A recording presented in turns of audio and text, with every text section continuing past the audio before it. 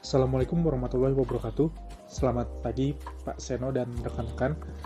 Izinkan saya, Bayu, dan rekan-rekan saya dari kelompok 2 yaitu Destian, Dimas, dan Wiki untuk menjelaskan bab 16 terkait dengan menyelesaikan tes dalam penjualan dan siklus penagihan untuk akun receivable.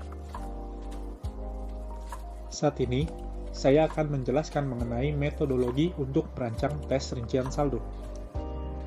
Dalam merancang tes rincian saldo, terdapat 3 fase yang harus dilakukan. Tahapan atau fase tersebut yaitu fase pertama, mengidentifikasi risiko yang signifikan dan menguji risiko salah saji material untuk piutang. Kemudian, menetapkan materialitas kinerja untuk piutang dan menilai risiko pengendalian untuk siklus penjualan dan pengumpulan. Kemudian fase 2, yaitu merancang dan melakukan pengujian kontrol dan tes substantif dari transaksi untuk penjualan dan siklus pengumpulan. Dan di fase ketiga, merancang dan melaksanakan prosedur analitis substantif untuk saldo piutang dan desain pengujian rincian saldo piutang untuk memenuhi tujuan audit terkait saldo. Selain itu, dalam merancang pengujian rincian saldo piutang, auditor harus memenuhi masing-masing dari 8 tujuan audit terkait saldo. Kedelapan tujuan umum ini adalah sama untuk semua akun. Secara khusus diterapkan pada piutang, tujuan audit tersebut disebut sebagai tujuan audit terkait saldo piutang. Dan berikut adalah tujuan audit tersebut. Yang pertama, piutang dalam neraca saldo lama sesuai dengan jumlah file induk yang terkait, dan totalnya ditambahkan dengan benar dan sesuai dengan buku besar. Kemudian, adanya catatan piutang. Nomor 3, termasuk akun piutang yang ada. Nomor 4, akun piutang itu akurat.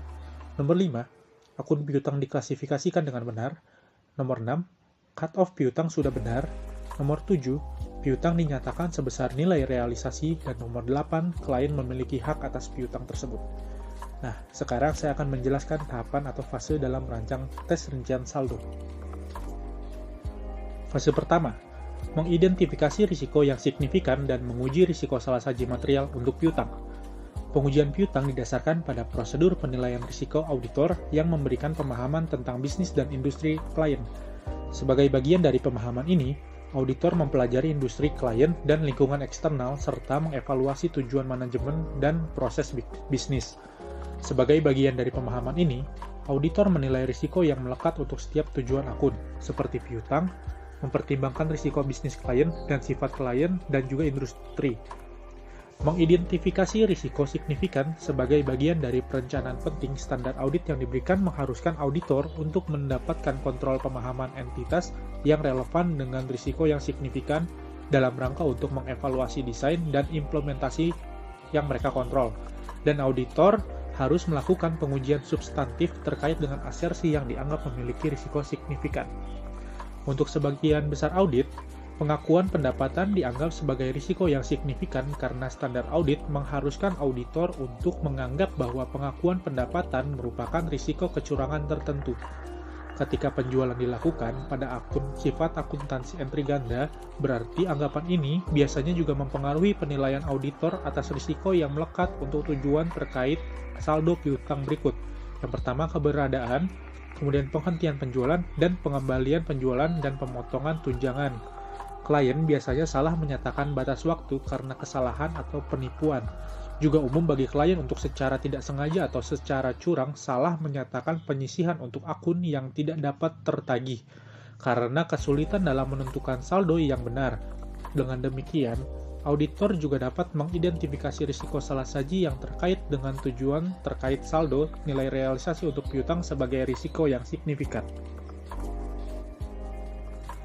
Setelah dilakukan identifikasi risiko yang signifikan dan menguji risiko salah saji material untuk piutang, selanjutnya auditor menetapkan materialitas kinerja untuk piutang. Auditor menentukan materialitas awal untuk keseluruhan laporan keuangan, kemudian mengalokasikan penilaian awal untuk setiap akun neraca yang signifikan, termasuk rekening piutang.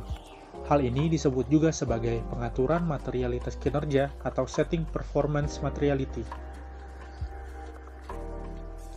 Apabila materialitas kinerja untuk piutang telah ditetapkan, selanjutnya auditor menilai risiko pengendalian untuk penjualan dan siklus pengumpulan. Pengendalian internal atas penjualan dan penerimaan kas dan piutang terkait sangat penting bagi sebagian besar perusahaan, karena manajemen ingin mempunyai catatan yang baik demi memelihara hubungan yang baik dengan pelanggan. Terdapat 3 hal yang sangat diperhatikan auditor terkait pengendalian internal, yaitu yang pertama, kontrol yang mencegah atau mendeteksi penggelapan. Kemudian nomor 2, kontrol atas batas, dan pengendalian terkait penyisian piutang tak tertagih. Setelah fase 1 dilakukan, kemudian ada fase 2 dalam merancang tes rincian saldo piutang, yaitu merancang dan melakukan pengujian pengendalian dan pengujian substantif terhadap transaksi. Hal ini perlu dilakukan karena hasil pengujian pengendalian menentukan apakah risiko pengendalian yang telah dinilai untuk penjualan dan penerimaan kas perlu direvisi. Sedangkan hasil pengujian substantif atas transaksi digunakan auditor untuk menentukan sejauh mana risiko deteksi yang direncanakan terpenuhi untuk setiap tujuan audit terkait saldo piutang. Tahapan terakhir dalam merancang tes rincian saldo piutang adalah merancang dan melakukan prosedur analitik substantif. Prosedur analitis substantif yang dilakukan pada tahap pengujian rinci dilakukan setelah tanggal neraca tetapi sebelum pengujian rincian saldo. Auditor melakukan prosedur analitis perencanaan dan substantif untuk seluruh siklus penjualan dan penagihan, bukan hanya piutang. Hal ini diperlukan karena adanya hubungan yang erat antara laporan laba rugi dan akun neraca. Berikut adalah contoh rasio perbandingan untuk siklus penjualan dan pengumpulan dan potensi salah saji yang mungkin terungkap oleh prosedur analitis.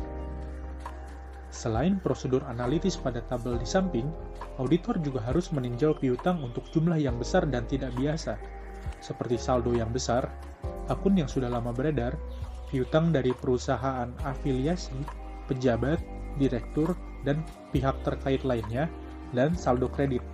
Untuk mengidentifikasi jumlah ini, auditor harus meninjau pencatatan akun pada tanggal neraca atau menggunakan perangkat lunak audit untuk menentukan akun mana yang harus diselidiki lebih lanjut. Nah, untuk lebih jelasnya terkait dengan merancang tes rincian saldo akan dibahas selanjutnya oleh Destian. Selamat pagi Pak Seno dan rekan-rekan. Saya akan melanjutkan presentasi dari Bayu. Presentasi saya yaitu tentang merancang pengujian atas rincian saldo. Pengujian atas rincian saldo piutang usaha berfokus pada tujuan audit yang berkaitan dengan saldo. Maka terdapat asumsi yang pertama, auditor telah menyelesaikan kertas kerja perencanaan bukti. Yang kedua, auditor telah memutuskan risiko deteksi yang direncanakan untuk pengujian atas rincian saldo bagi setiap tujuan audit yang berkaitan dengan saldo. Prosedur audit yang dipilih dan ukuran sampelnya akan sangat bergantung pada apakah bukti yang direncanakan untuk tujuan tertentu adalah rendah, sedang, ataupun tinggi. Dasar bagi sebagian besar pengujian terhadap pengujian piutang usaha dan penyisian piutang tak tertagih yaitu actuarial balance.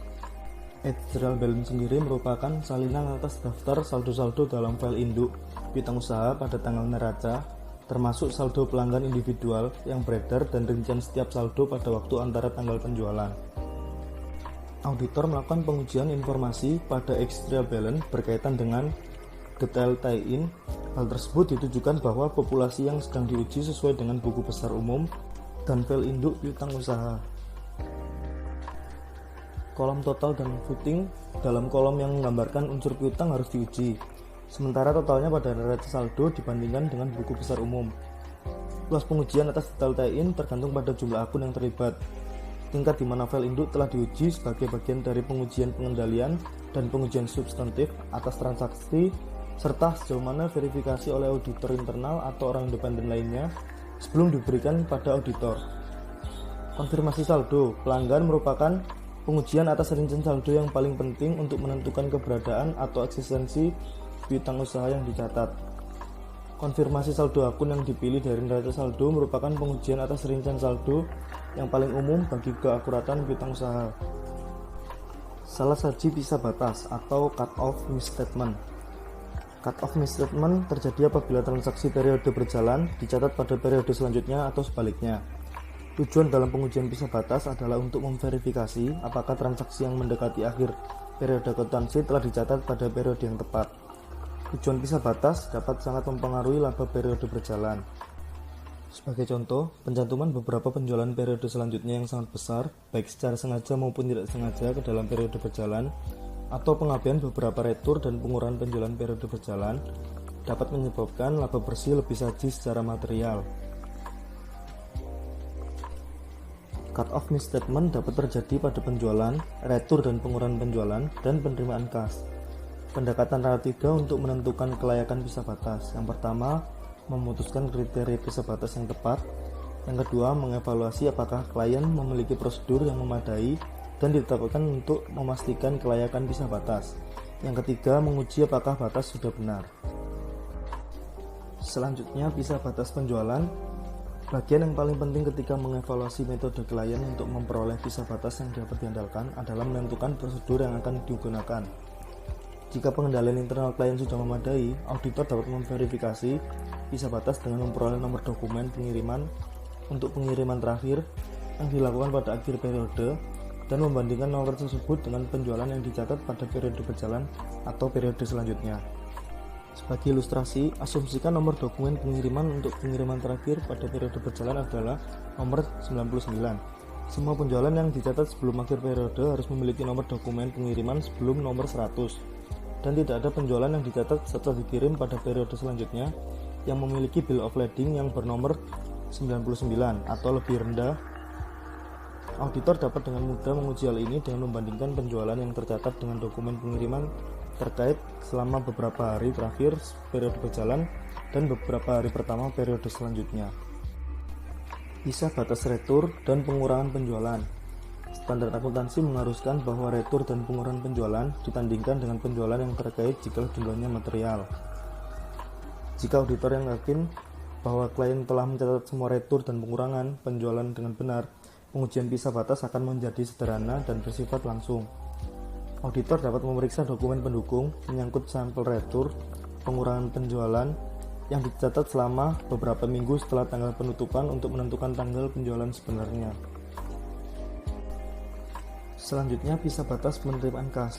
Pisah batas penerimaan kas yang tidak tepat hanya berpengaruh pada saldo kas dan piutang usaha, bukan kepada laba. Namun apabila salah saji material akan mempengaruhi kewajaran penyajian akun-akun tersebut.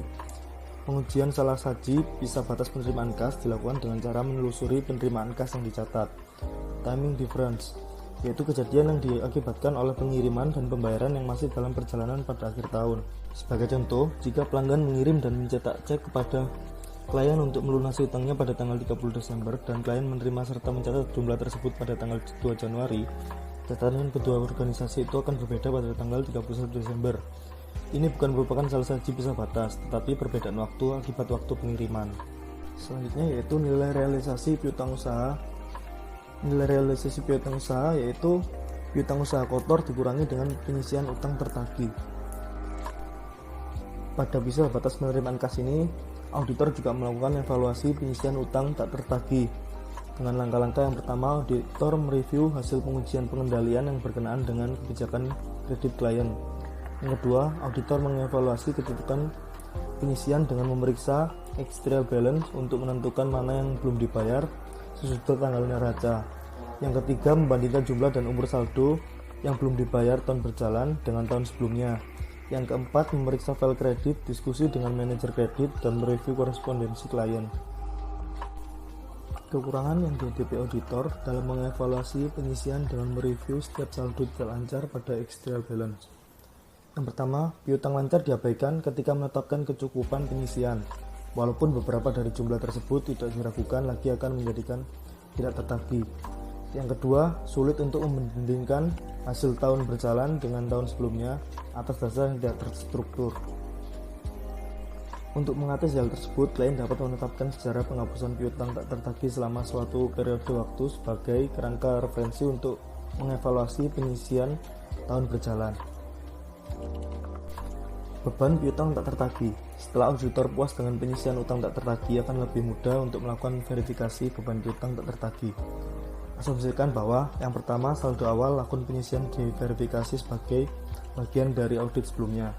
Yang kedua, penghapusan piutang tak tertagih diverifikasi sebagai bagian dari pengujian substantif atas transaksi. Yang ketiga, saldo akhir akun penyisian telah diverifikasi dengan berbagai cara. Beban piutang tak tertagih selanjutnya hanya merupakan saldo residu yang dapat diverifikasi melalui perhitungan ulang. Pada umumnya, hak klien atas piutang usaha tidak menimbulkan masalah audit karena piutang memang milik klien. Namun dalam beberapa kasus, bagian dari piutang telah digadaikan sebagai jaminan, dibebankan pada orang lain atau dijual dengan diskon.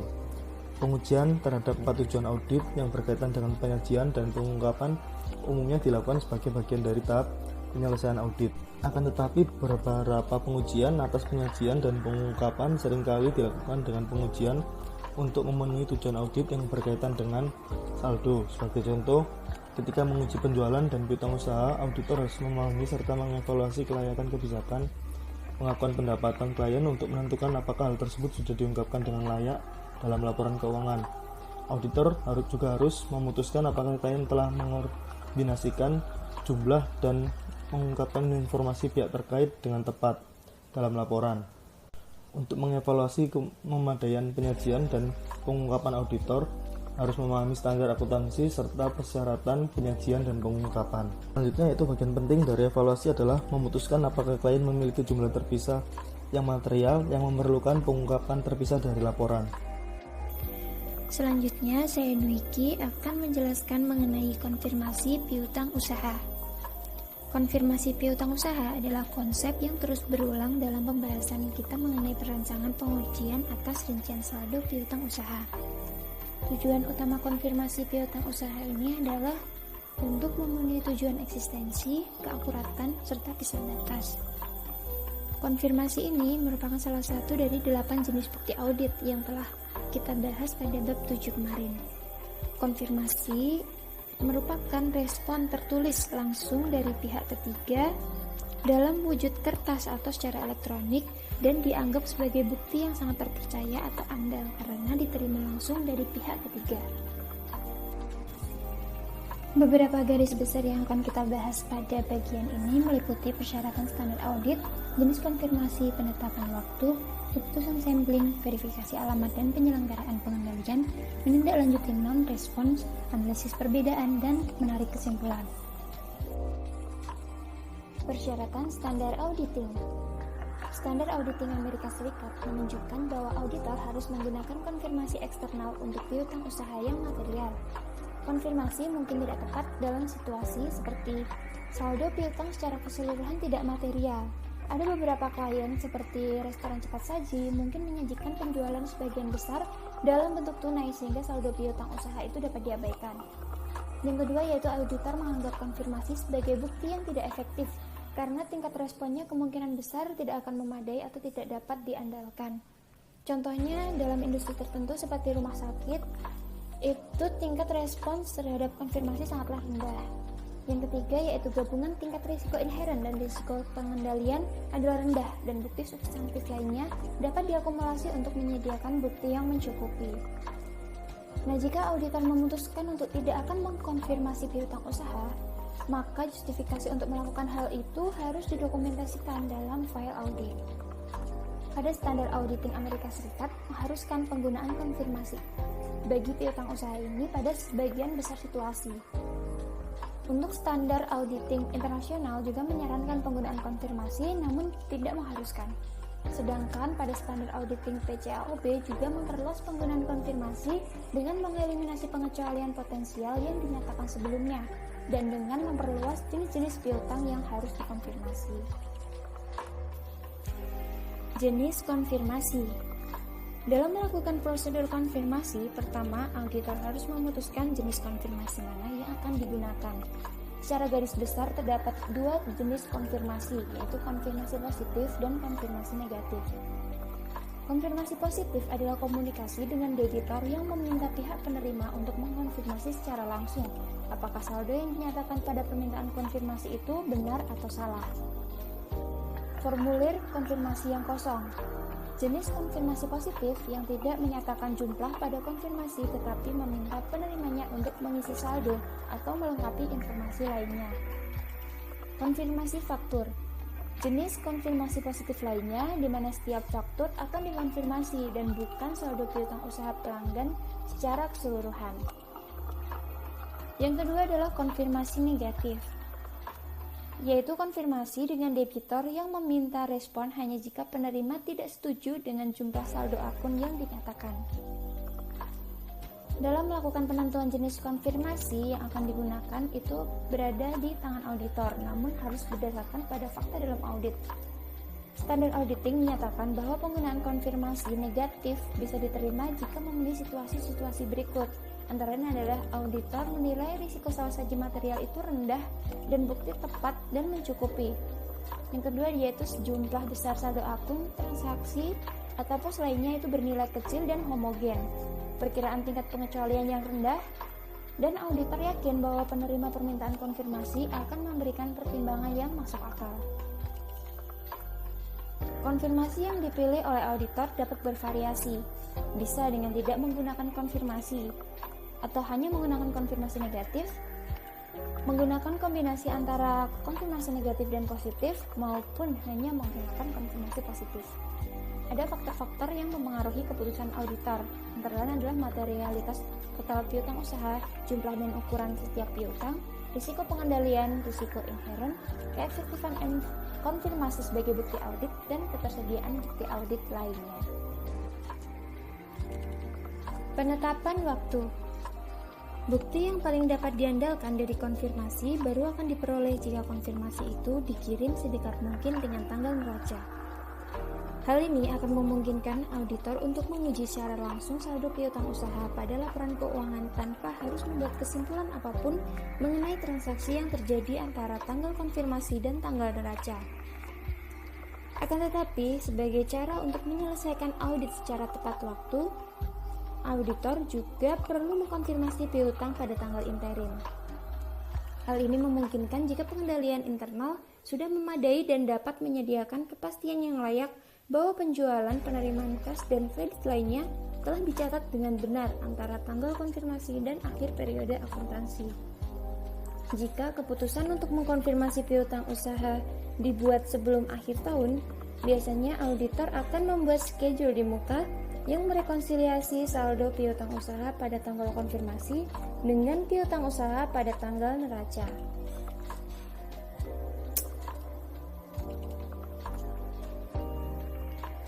Keputusan sampling. Faktor utama yang mempengaruhi ukuran sampel untuk mengkonfirmasi piutang usaha berada dalam beberapa kategori dan mencakup materialitas kinerja, risiko inherent, risiko pengendalian, risiko deteksi yang dicapai dari pengujian substantif lainnya, dan jenis konfirmasi.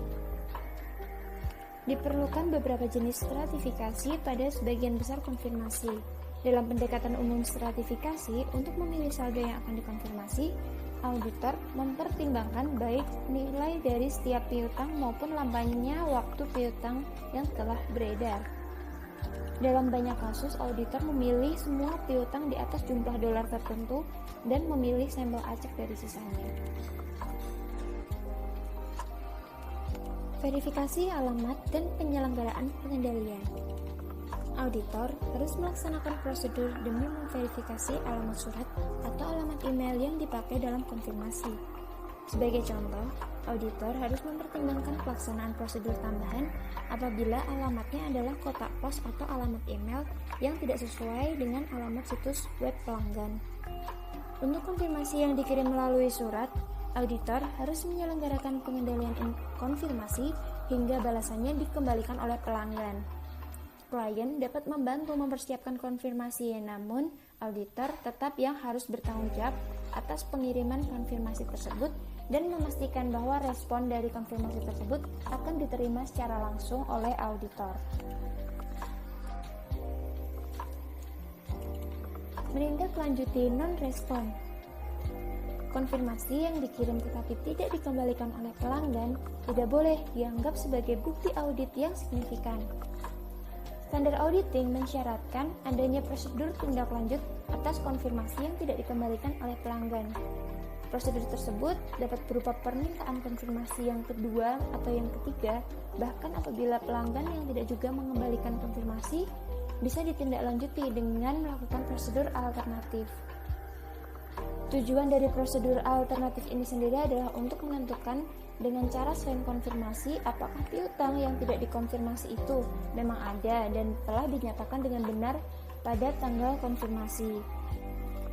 Untuk setiap konfirmasi positif yang tidak dikembalikan, auditor dapat memeriksa dokumentasi berikut untuk memverifikasi eksistensi dan keakuratan setiap transaksi penjualan yang membentuk saldo akhir piutang usaha. Apa saja, yaitu bisa melalui penerimaan ke selanjutnya, bisa dengan salinan faktur penjualan, dokumen pengiriman, maupun korespondensi dengan klien.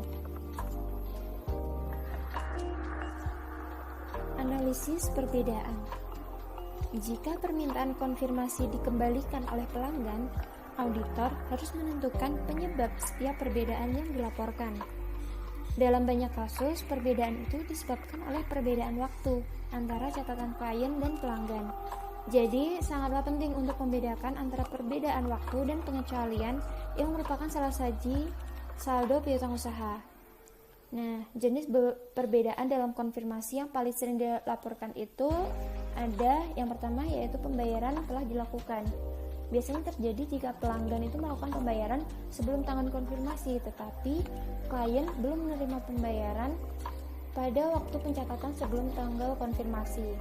Yang kedua, barang belum diterima. Nah, ini biasanya terjadi karena klien mencatat penjualan pada tanggal pengiriman, sedangkan klien ini mencatat akuisisi pada saat barang diterima. Yang ketiga, barang telah dikembalikan. Ini merupakan kelalaian klien untuk mencatat memo kredit yang dapat diakibatkan oleh perbedaan waktu atau pencatatan retur dan pengurangan penjualan yang tidak tepat. Kemudian, kesalahan klerikal dan jumlah yang diperdebatkan. Dalam catatan klien, pelanggan menyatakan bahwa ada kesalahan harga yang dikenakan atas barang rusak, kuantitas barang yang tepat sebelum diterima, dan sebagainya. Yang terakhir, yaitu menarik kesimpulan. Jika semua perbedaan telah diselesaikan, termasuk yang ditemukan dalam melakukan prosedur alternatif, auditor harus mengevaluasi ulang pengendalian internal. Setiap salah saji klien itu harus dianalisis untuk menentukan apakah hal tersebut konsisten atau tidak konsisten dengan tingkat risiko pengendalian yang dinilai pada awal audit. Nah, jika tidak konsisten, auditor harus merevisi penilaian dan pengaruhnya terhadap audit. Selain itu, auditor juga harus mengeneralisasi dari sampel ke populasi piutang usaha secara keseluruhan. Walaupun jumlah salah saji dalam sampel mungkin tidak secara signifikan mempengaruhi laporan keuangan, namun auditor harus mempertimbangkan apakah populasi itu mengandung salah saji secara material. Menggeneralisasi dari sampel ke populasi ini dapat dilakukan dengan menggunakan teknik sampling statistik atau non-statistik. Kemudian, auditor juga harus selalu mengevaluasi hasil kualitatif salah saji yang ditemukan dalam sampel tanpa memandang jumlah dolar salah saji populasi yang diestimasi. Meskipun salah saji yang diestimasi itu lebih kecil dari materialitas kinerja untuk piutang usaha, salah saji yang ditemukan dalam sampel itu dapat menjadi masalah yang lebih serius. Nah, untuk keputusan akhir mengenai piutang usaha dan penjualan ini adalah apakah bukti yang mencukupi telah diperoleh melalui pengujian pengendalian dan pengujian substantif atas transaksi, prosedur analitis, prosedur pisah batas, konfirmasi, dan pengujian substantif lainnya untuk menjustifikasi penarikan kesimpulan mengenai kebenaran saldo yang dinyatakan. Nah, sekian dari saya. Terima kasih. Assalamualaikum warahmatullahi wabarakatuh. Saya Dimas, izin melanjutkan presentasi dari kelompok 2. Learning Objective 5, mengembangkan pengujian program rincian audit. Pada presentasi ini kami menggunakan Hillsbrook Hardware Company untuk mengilustrasikan pengembangan prosedur program audit untuk pengujian detail dan siklus penjualan dan penagihan. Penentuan prosedur ini didasarkan pada pengujian pengendalian dan pengujian substantif atas transaksi sebagaimana yang telah dijelaskan pada bab 14 dan bab 15 sebelumnya, dan prosedur analitis yang telah disampaikan sebelumnya. Dalam mengembangkan pengujian program perincian audit, auditor menyiapkan lembar kerja perencanaan bukti seperti pada gambar 16.7 sebagai bantuan untuk membantunya memutuskan sejauh mana pengujian atas rincian saldo direncanakan. Pada gambar 16.7 dapat dilihat bahwa untuk risiko audit yang dapat diterima dinilai medium pada semua tujuan audit terkait saldo piutang. Risiko inherent dinilai rendah hampir pada semua tujuan audit terkait saldo, kecuali eksistensi, cut-off, dan realizable value yang dinilai medium. Control risk terhadap penjualan dinilai rendah pada tujuan terkait detail, kelengkapan, dan klasifikasi. Dinilai medium pada eksistensi dan cut-off, dinilai tinggi pada akurasi dan realizable value, serta dinilai tidak dapat diaplikasikan pada hak. Control risk terhadap penerimaan kas dinilai rendah hampir pada semua tujuan audit terkait saldo, kecuali eksistensi yang dinilai medium, serta realizable value dan hak yang dinilai tidak dapat diaplikasikan. Control risk terhadap kontrol tambahan dinilai tidak ada pada semua tujuan audit terkait saldo piutang. Pengujian substantif atas transaksi penjualan dinilai memiliki hasil yang baik pada detail terkait, eksistensi, kelengkapan, dan klasifikasi. Dinilai memiliki hasil yang cukup pada akurasi, hasil yang tidak dapat diterima pada cut-off, serta hasil yang tidak dapat diaplikasikan pada hak dan realizable value. Pengujian substantif terhadap penerimaan kas dinilai memiliki hasil yang baik hampir pada semua tujuan audit terkait saldo, kecuali pada realizable value dan hak yang dinilai tidak dapat diaplikasikan. Untuk prosedur analitis substantif dinilai memiliki hasil yang baik hampir pada semua tujuan audit terkait saldo, kecuali pada realizable value yang dinilai tidak dapat diterima dan hak yang dinilai tidak dapat diaplikasikan. Risiko deteksi yang direncanakan untuk pengujian rincian saldo dinilai tinggi pada detail terkait, kelengkapan, klasifikasi, dan hak. Dinilai medium pada eksistensi dan akurasi, serta dinilai rendah pada cut-off dan realizable value. Untuk bukti audit yang direncanakan untuk pengujian rincian saldo dinilai rendah pada detail terkait, kelengkapan, klasifikasi, dan hak. Dinilai medium pada eksistensi dan akurasi, serta dinilai tinggi pada cut-off dan realizable value. Dengan total performance materiality sebesar $265.000. Sumber dari setiap baris lembar kerja perencanaan bukti tersebut adalah sebagai berikut. Pertama, materialitas kinerja. Penilaian awal materialitas untuk laporan keuangan secara keseluruhan ditetapkan pada $442.000, sekitar 6% dari pendapatan operasi sebesar $7.370.000. Kemudian mengalokasikan $265.000 sebagai materialitas kinerja untuk mengaudit piutang. 2. Risiko audit yang dapat diterima. Auditor menilai risiko audit yang dapat diterima medium karena perusahaan tersebut diperdagangkan secara publik, tetapi dalam kondisi keuangan yang baik dan memiliki integritas manajemen yang tinggi. Meskipun Hillsbrook adalah perusahaan publik, sahamnya tidak dimiliki secara luas atau diikuti oleh analisis keuangan. Selanjutnya, risiko inherent. Auditor menilai risiko inherent medium untuk eksistensi dan cut-off karena kekhawatiran atas pengakuan pendapatan yang diidentifikasi dalam standar audit. Auditor juga menilai risiko inherent medium pada realizable value karena dalam beberapa tahun terakhir klien melakukan penyesuaian audit pada penyisian akun tak tertagih karena dianggap terlalu kecil. Sementara untuk semua tujuan audit lainnya risiko inherent dinilai rendah. Selanjutnya, risiko pengendalian. Menilai risiko pengendalian untuk setiap tujuan audit adalah sama dengan yang ditunjukkan pada gambar 15.6. Selanjutnya, pengujian substantif hasil transaksi. Hasil yang digunakan juga diambil dari gambar 15.6. Pengaruh ukuran sampel faktor pengubah. Selanjutnya, prosedur analitis substantif. Dapat dilihat pada tabel 16.2 tentang hubungan antara tujuan audit terkait transaksi untuk siklus penjualan dan penagihan dan tujuan audit terkait saldo untuk piutang, dan pada gambar 16.3 prosedur analitis untuk siklus penjualan dan pengumpulan. Selanjutnya, untuk risiko deteksi yang direncanakan dan bukti audit yang direncanakan, kedua baris ini ditentukan untuk setiap tujuan berdasarkan kesimpulan dari baris lainnya.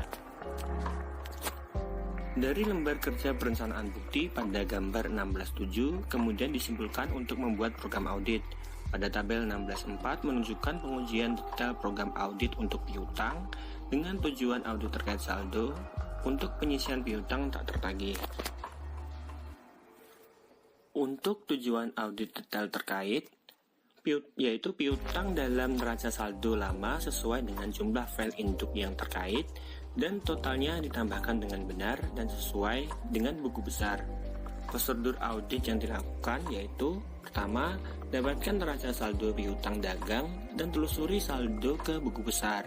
Kedua, gunakan perangkat lunak audit untuk mengukur neraca saldo. Ketiga, lacak 10 akun dari neraca saldo ke akun pada file induk. Untuk tujuan audit terkait keberadaan yaitu piutang pada neraca saldo lama ada.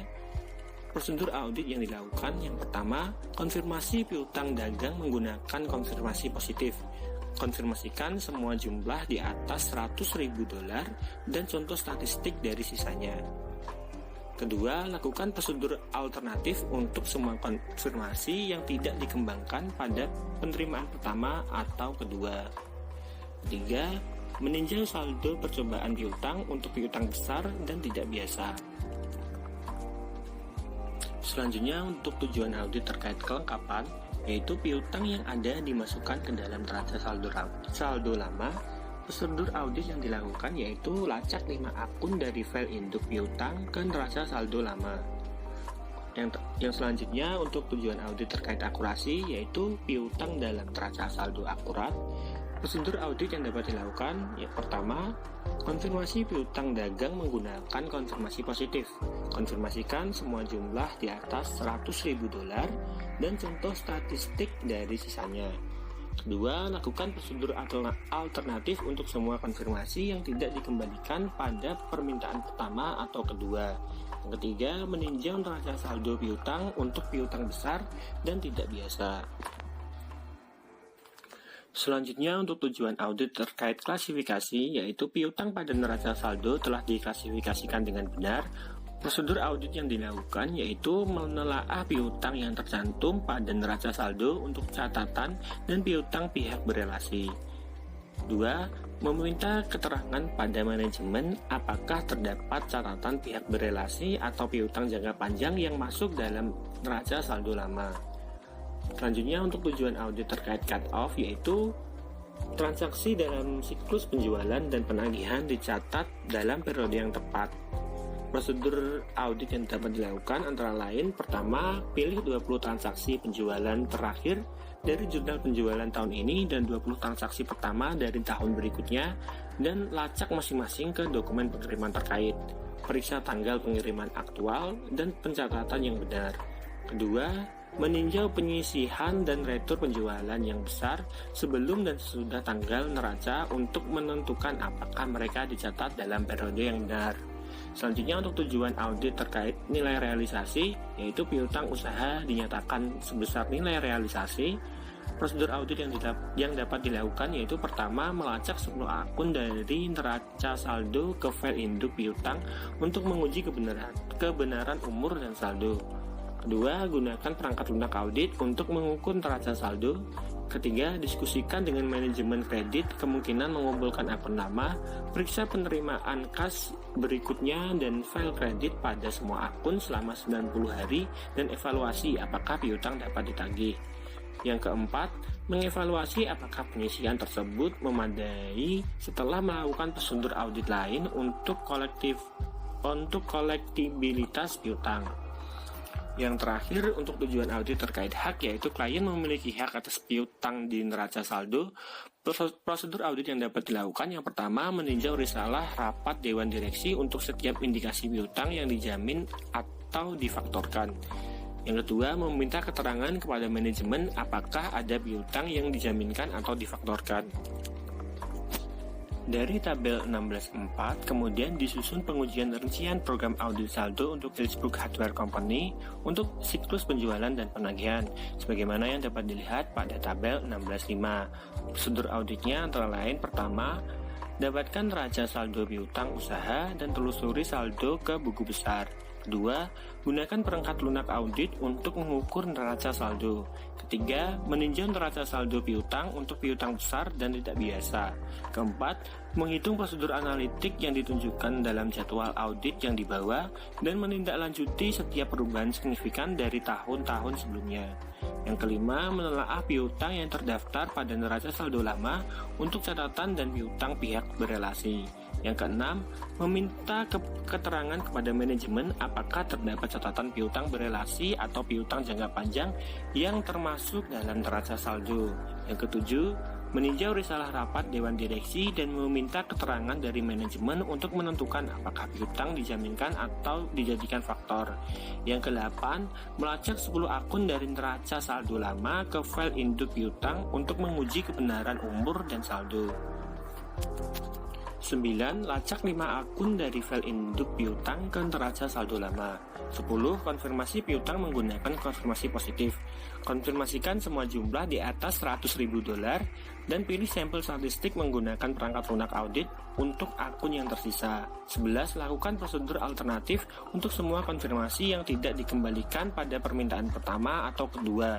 Yang ke-12, diskusikan kepada manajer kredit kemungkinan mengumpulkan akun lama, periksa penerimaan kas berikutnya, dan file kredit pada semua akun yang lebih besar selama 90 hari dan evaluasi apakah piutang sudah tertagih.